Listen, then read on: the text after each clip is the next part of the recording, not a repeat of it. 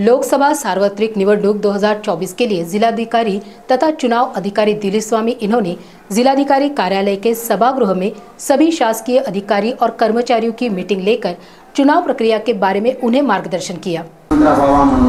हजारों लोकांनी प्राणाचं बलिदान दिलं हा विषय आहे आणि शासकीय अधिकारी कर्मचारी म्हणून आपल्यावर त्याचं नियंत्रण होणार आहे ही तो कायदा सांगत असतो आणि त्या कायद्यानुसारच हे सगळं कामकाज चाललेलं आहे।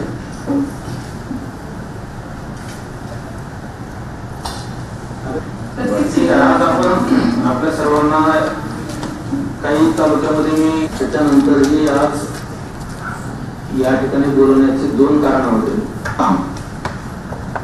जनरली इलेक्शन ड्यूटी लागते म्हणजे लोक खूप घाबरतात।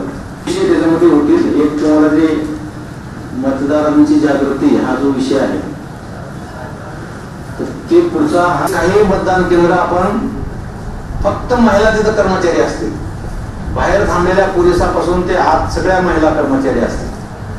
तर आपण प्रत्येक विधानसभा मतदारसंघामध्ये एक मतदान केंद्र असं करतोय की पूर्ण दिव्यांग कर्मचारी तिथे काम करतील एक्सेप्ट पोलीस, की तुम्ही तुमच्या तालुक्यामध्ये म्हणा किंवा तुमच्या कार्यक्षेत्रामध्ये एक खरोखर आयडियल पाळणाघर केला होता आणि त्याच्यात सुदैवानं काही महिला आल्या बाळाला घेऊन आणि ते बाळ तुमच्या त्या पाळणाघरात खेळलं तर त्याच्यासारखा आनंद दुसरा कुठलाच नाही।